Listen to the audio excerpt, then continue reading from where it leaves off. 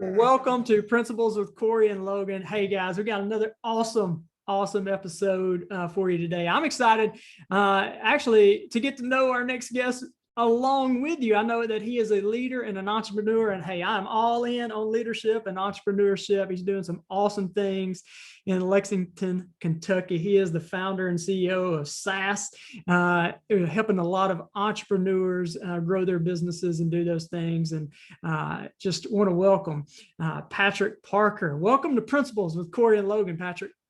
Hey, awesome, Cory. Thanks for having me. Great to be here.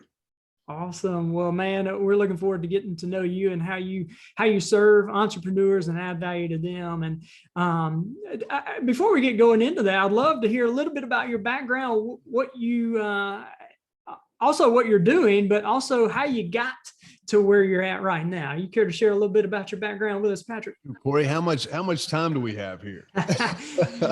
No, I'm kidding. Yeah, so starting from an early age, I grew up as an athlete, always been an ultra competitive person, but always considered myself to be a servant leader. I love to help other people. I love to coach people up. I love to encourage and motivate. And I've just found that throughout my life, I've developed a set of skills that has just let me identify, what incentivizes, what motivates people.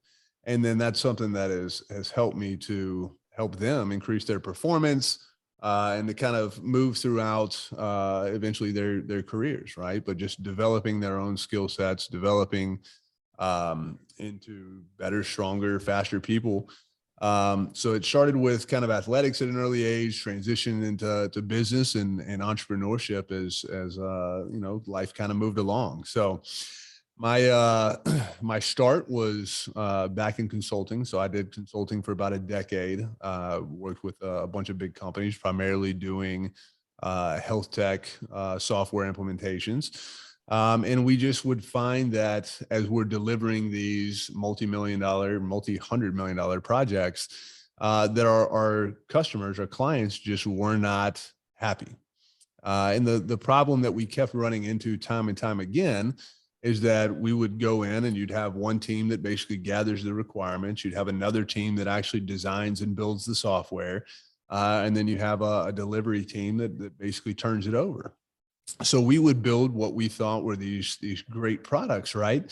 And we would turn them over to our customers, and our customers would say, hey, this doesn't work. This doesn't meet the needs. This doesn't meet our requirements. This is not the way that we operate or do business. And so what I quickly realized is that there's got to be a better way, right? There's got to be a better way. I wasn't happy. I wasn't proud of the work that we were doing because at the end of the day, our customers weren't satisfied. So they're buying into this whole idea of consulting, having an outside team or an outside company come in and basically build out these alleged solutions, but they just weren't solving the problems. So I kind of looked at some of the other people that I was building out these projects with, and I said, I think we can do a better job.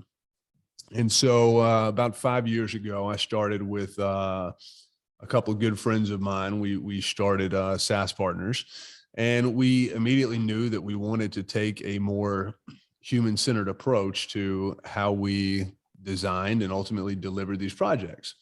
And what I mean by that is, as far as human-centered, is we literally include all of the stakeholders, all of the quote unquote power users and the people that are going to be leveraging the system from the very beginning of the process. So they're involved within the requirements gathering. They're involved at all the different phase gates within the design. So they have the opportunities to review the designs. They have the opportunities to get their hands on in an early beta period and actually start beginning to use the software.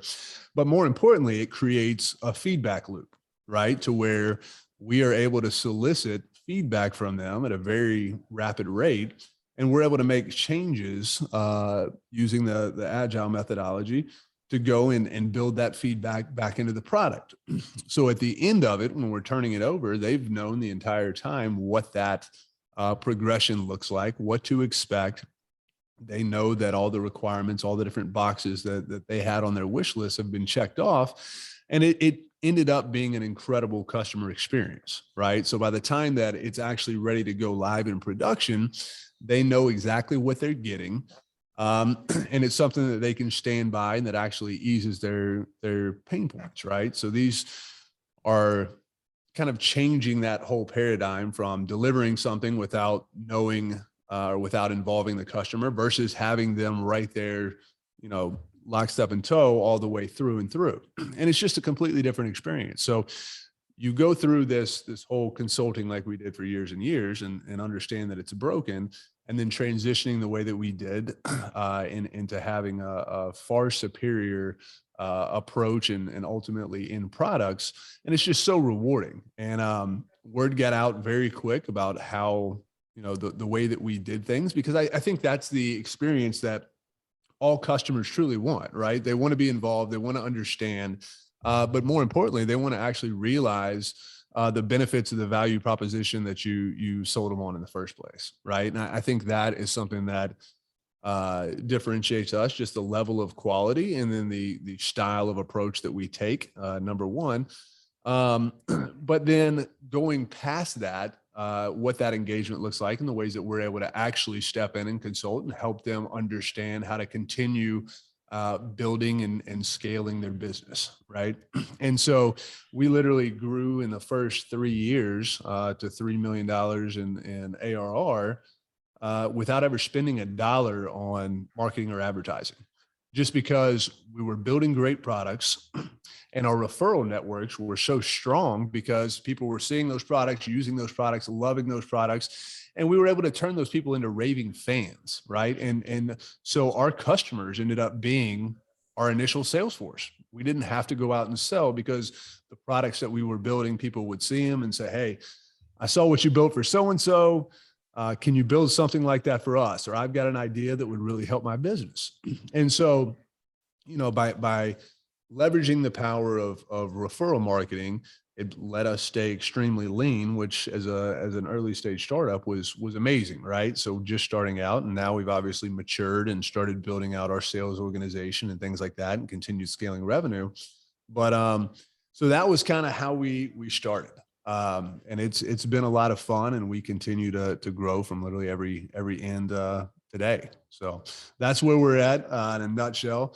That was the little bit longer than a short version, but here we are.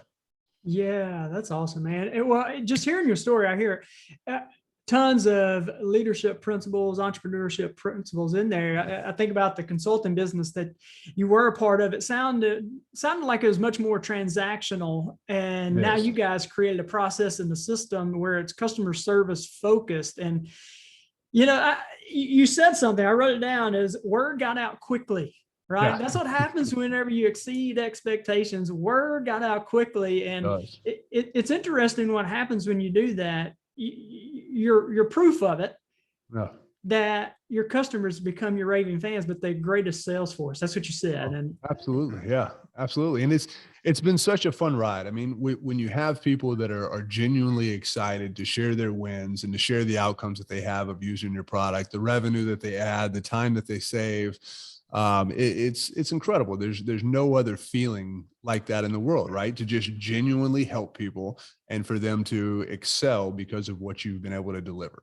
Yeah. So I love that. And we're a little bit different at SaaS Partners. So we run what's called a studio model. So we started out building all these other products for clients to generate revenue initially. And then as our workforce grew, we would have a bunch of developers that as they're rolling off of one project, if we didn't have something for them to move on to next, instead of just letting them go, terminating them, or just carrying that financial burden, we would turn around and we would start building our own projects. So now I have launched in the last 5 years, we've got 5 different SaaS platforms that we've launched that are our own products. And all of those we stand up as different companies as we create them and we take them to market. And then we move people around within our organization. So it provides a lot of opportunities for upward mobility. And so it's one of those things where you can never tap out, right? You're never going to hit that ceiling. There's always going to be a new place to go or a new opportunity that you can explore, so long as your skill set and your knowledge base continues to grow while you're here, and it aligns with what those company needs are. So I think that's something else that we do very, very well at this point, and I think it speaks a lot to the culture that we have built, in the way that people progress and really pursue that continuing education and maintain kind of that thirst and hunger for knowledge, right? So at this point, all those companies were doing over $1 million in revenue in each of them. They're all early stage. Most of them, well, 4 out of the 5 are software as a service products. The other one's physical products, and a couple of digital and infographic products. But again, we've just been able to develop these processes, these procedures, and these playbooks that really work, and they're portable across industries, across niches. And it's something that we actually work with and coach a lot of our clients on how to use and how to implement those in order to grow their businesses as well. So it's been a fun ride.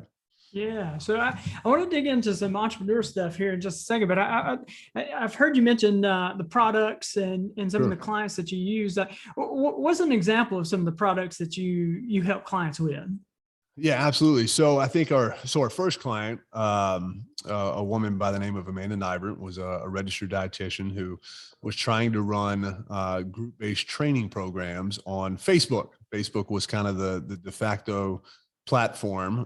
So she was trying to run those through groups. She was doing about 600,000 in revenue at the time, which is amazing for someone that went from, a clinical setting as a dietitian to running her own programs as an entrepreneur. So we came in, built a platform for her, and built a mobile app and a web app for her. And within 18 months, she's doing over 3 million in revenue and continuing to scale and grow her business. But again, a lot of that stuff, we have entrepreneurs and we have seasoned business owners all the time that come to us and they have a problem in their business, right? Or they have a problem with technology and they know that there's a better way, but they don't know what it is. Right. And so a lot of what we're doing in these discovery sessions is trying to really understand their business models and look for opportunities of how we can implement technology or software solutions in order to, kind of break down those barriers or those obstacles that are basically constraining their growth. And so she's a great example. Now she's got a big team of people that are helping her. But we built a product that was specific to her business, that met her model and just provided tools within it and resources within it that would give her the ability to scale. So we built a big referral engine that has been a huge driver of her growth in her business. Some of her top referrers, she's paying out 40, 50,000 a year. But again, it's just creating those processes, building out those features and things that are allowing her to do a lot more with their time, while also winning a lot of that time back. And I think that's, when we asked her for a testimonial, that was one of her biggest things. She was just like, oh my God, the time that I've gotten back because of this product that we delivered, there's just nothing like it. That's time to go back and to spend with family. That's time to spend with friends. That's time to pursue other passions outside of just work. And that's just one of many, many examples. But it's one of my favorite stories because not only was it a first client, but because the success story is huge. To go from 600K to over 3 million in 18 months is an incredible story of growth. And it's, like I said, one of many, but, so we love building products. We're extremely passionate about design and we just happen to be really good at it. And so it's one of those things where, when you kind of line up all the dominoes, right. And you spend so much time and so much effort building out all these processes. You spend all this time developing your people, building out the skill sets that you need. It's extremely easy to then turn around and knock those down and just knock it out of the park. So, like I said, it's been a lot of fun. And I think the biggest thing within our culture is just, we have a great open environment here. We have all different types of people. We have a second headquarters that we stood up this past year in India that was a big milestone for us because it gave us access to an entirely different talent pool as far as like software developers and engineers and architects go. But it's been a lot of fun to see just how our culture continues to kind of grow and expand. And I mean, the biggest thing in terms of leadership and in terms of hiring is just being aware that every time that you bring someone new into the organization, they're going to contribute their own personality, their own quirks, their own passions, and just seeing how that continues to help that culture evolve over time has just been a lot of fun to watch. So, yeah, we've definitely been blessed, and we've been growing at a crazy rate, and it's just fun to see something that you have built and spent this much time and effort just come to fruition as you're starting to realize your dreams. So that's awesome. I think that's the fun part about being an entrepreneur and being in a role where you're building something as a leader. And I want to go back to something you said in your story. You mentioned as you were growing up that you started recognizing some of these gifts that you had. Sure. And one of the things we talk about in leadership is that success leaves clues, right? If you look back and you look at your life, that your experience, and people say experience is the greatest teacher, but it's really evaluated experience that's the greatest teacher, because that allows those lessons to catch up with you. But you can look back over your life and you can see some of those successes, and there's some clues in there. And I was just kind of curious for you, as you mentioned that those talents, they started to kind of peek out at you. At what point did you recognize that you had a certain kind of gift mix? I did. And I think the biggest thing, going back towards it, like, just my upbringing, the way that my parents had always taught me, and the values that they had instilled in me, servant leadership was always big, right? We were heavily involved in church growing up, heavily involved in the community, in athletics and in a bunch of different capacities. And it's one of those things where I was just naturally exposed and meeting new people all the time, right? So networking was something that became natural to me. And then again, just as we're building out these different teams from an athletics perspective, I knew that I would be a good leader. And it's interesting, like you said. I mean, it's definitely something with clues. Being a high performer, not settling for anything less than my best. That was the one thing that always stuck with me as a child, and I think it was so important. Is my dad always said, "I don't care if you win or lose. I only care that you try your best." And so that was something for me. It was like, okay, failure is acceptable, right? Winning is great, but failure is acceptable. And so, fast forward a few years as I'm growing into an early adult, and trust me, I've failed at a lot of entrepreneurial ventures before I ever found success. But I started to realize that I would learn more from my failures than I ever learned from my success. And that has continued literally throughout my life. I mean, even transitioning into business with some of my early ventures failed, I realized, okay, cash flow. I need to learn how to manage cash flow better, right? Or if we're talking about being able to just tell a good story. I mean, that's another thing. I had another venture that was very early in the Web 2.0 kind of emergence there.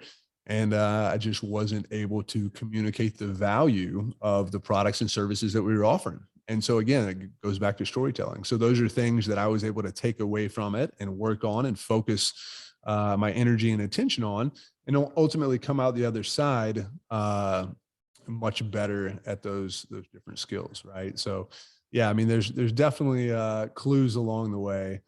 But again, I think a lot of it is just resilience and being able to overcome those obstacles, and being able to be self-aware enough to understand what my weaknesses are and what my strengths are, to kind of shore up my weaknesses and to really focus on doubling down on my strengths, right? Understanding that, especially as I built out my organization, that knowing what I'm not good at, finding other people that really excel in those areas, so that I can build relationships with them, build trust with them, and then ultimately delegate and not have to worry about those things that, number one, I don't enjoy, but number two, I'm just I'm not an expert at, or I'm not passionate about, or not good at. So I think that's something that, especially as an entrepreneur over time, I think that's a realization that you need to come to. Right. And I think you need to do everything that you can to shore up those weaknesses and to find people that help round out the team. Right. Yeah. So I think there's another correlation there. I'm a big basketball fan. Like I said, I grew up playing sports, but I absolutely love watching pro basketball right now. And super teams has been a big thing for a while, right? You've got it this year.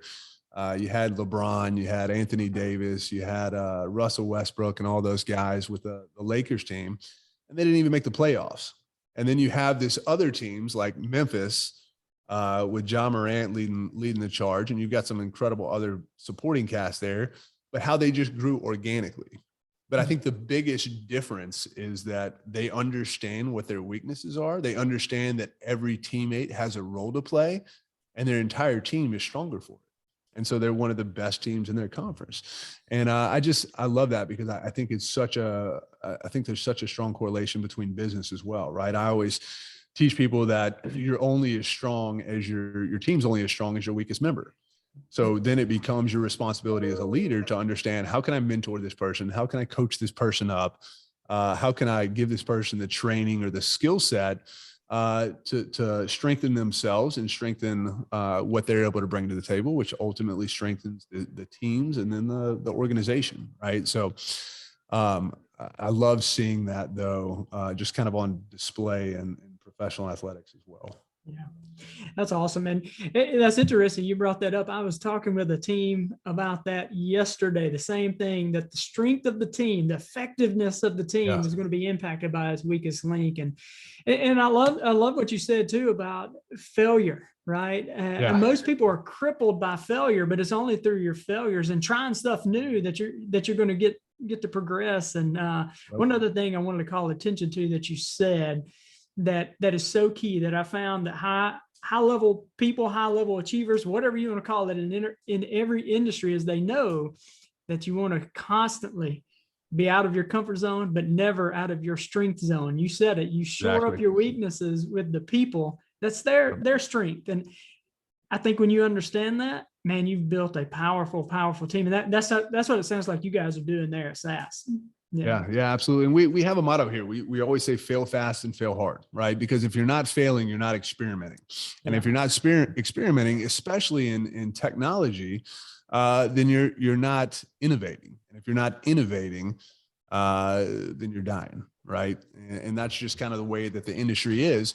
But I think that adds so much to the culture as well, and that people have that security in their jobs, that they understand that, hey, I'm not gonna be fired. I'm not gonna be terminated if I fail or if I make a mistake, right? We want people to get out of their comfort zone. We want people to continue pushing past what they previously thought was possible. We want people to keep on learning, right? I mean, that's the whole reason that we're in tech and that we're passionate about it. So if we're going to continue helping our clients as technology continues to innovate at such a rapid pace, then we've got to be right there on the cusp with it, right? We've got to stay on that bleeding edge. And the only way to do that is to experiment.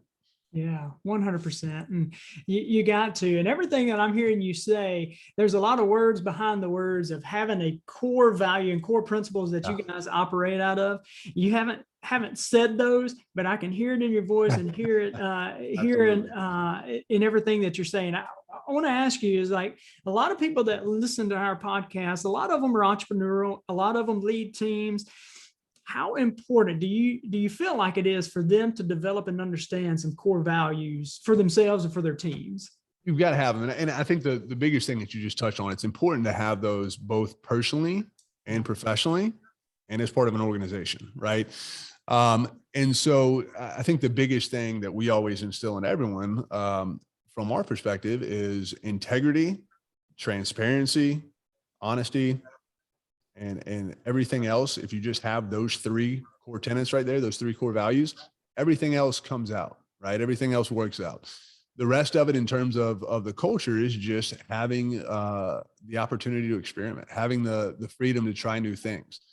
There's nothing to me that is more frustrating than when you have your employees or staff or people on your team that see problems and see processes that are broken, but don't take steps or don't raise awareness to actually move forward and solve those problems, right? I think that is probably the most frustrating thing that I see from time to time. And it doesn't happen often, but it's one of those things where it's like, if you want to empower your employees to have ownership over key responsibilities, key areas within your business, then they need to be aware of what is happening, and they need to be held accountable for those things, right? And so it's always just disappointing when you see things that are broken that are not being addressed. And the question immediately is, why aren't they being addressed, right? And so then you get to have some of those tough conversations, and you kind of try to dig down and really understand what's going on. But a lot of times you just need to make sure that you are communicating effectively of what the expectations are of your employees, and when you expect them to communicate and to bring up issues that arise, and to also have solutions, right? That's always my big thing, is if you see a problem, bring me a solution, right? If this is happening within your functional area, then it's your responsibility, your team's responsibility to work through this. And if you can't, escalate it, but don't ever sit on a problem, because it's only going to fester, it's only going to grow, right? So 100%. And, empowering your people to make those decisions is important. And I think having, like you said, understanding that why behind what you're doing, those core values, it allows people to make those critical decisions there. And I love what you said. And, having those core values, what I have found too, is not only allows people to make empowered decisions, it gives them kind of direction. And then from another standpoint, it allows people to see if that's something I want to be a part of. You spoke very much about the culture and how important it is to have a culture. Well, when you have those core values, it allows somebody like myself or somebody else to say, I want to be a part of that, or I don't want to be a part of that. And I learned that lesson. It helps provide clarity, right? And I think that's it. When you are clear on what's being asked of you, what's being expected, then it's a lot easier to make a decision versus going into an organization unprepared or just kind of unaware, right? And I think that's something that's extremely important. 100%, 100%. I can tell that you guys have a lot going on too. And one of the things that kind of talked about, actually, I got before we got on here is, I would love to hear how you balance multiple companies at the same time. And not only that, but how do you balance, I'm sure, family relations, friend relations, and then building businesses that are impacting other people? How do you balance that at the same time? Any thoughts on that? Yeah. So I'm extremely protective of my time. And I think that's the first thing. And I think where a lot of entrepreneurs kind of misstep is, a lot of people tend to equivocate calls or meetings on calendars as progress. And that's just not the case. You can't do deep, meaningful work with a full schedule. Mm-hmm. So you have to protect your time. I consider myself to be a master of time management. I've spent a lot of time and years just consistently focusing on that skill. It's definitely not something that is, kind of innate in me. It's something that I really had to work on, because I was the same way. I literally was like, okay, I've got 20 meetings booked this week. Like, this is good. But when they don't turn into or convert into revenue, or they don't convert into opportunities and things like that, then you need to start looking at kind of the reasons behind that stuff, right?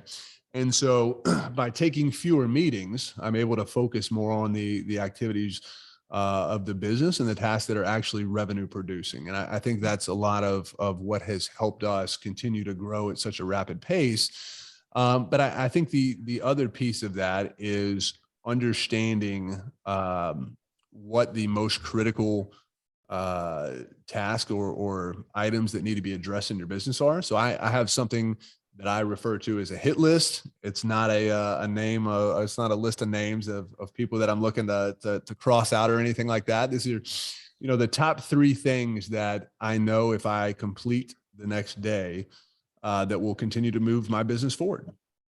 And so every night I sit down and I prioritize. I mean, I've always got a long list of things that need to be addressed, but I always focus on the top three, because as long as I get those done, I know that things keep moving, the wheels keep turning, the registers keep ringing, and all the other fun stuff. But so that's the first thing. And then the other thing I am big on, when it's time to shut it down at the end of the day, I shut it down. So I've got 3 kids. I've got 2 young kids. I've got a 5 and a 3. And they're my world. They're the most important thing. That's I don't want to say they're my why, because I've got a lot of things that drive me, but they're definitely a big part of the responsibility and what gets me up and motivated in the morning to continue being my best self. Right. But again, if you don't have that work-life balance, you can't be your best self. I can't be my best self at home if I'm not my best self at work. Right. And that all comes back to how I manage my time.